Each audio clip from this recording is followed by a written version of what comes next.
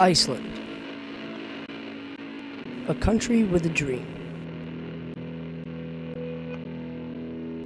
On a mission for a cleaner, greener power supply. This is the search for the ultimate fuel. For the island nation of Iceland, getting from place to place can take a while. Cars jam the roads constantly. Despite the large number of cars, David Green says the country is in great shape to move away from the use of gasoline.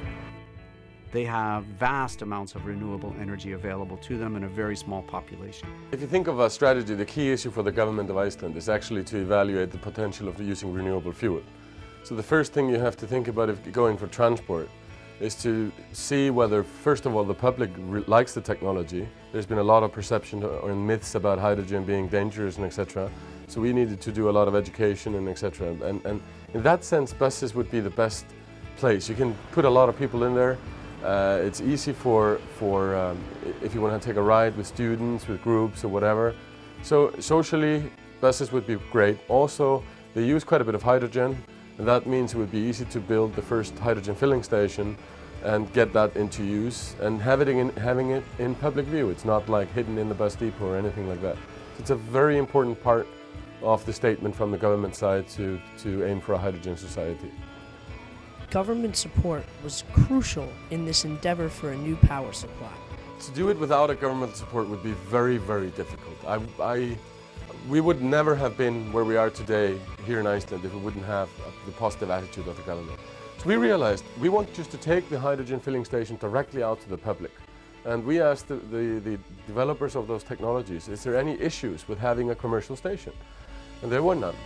This is the world's first public hydrogen station. It was opened on 24th of April 2003, and there was no other public station that came online until last year, in 2005.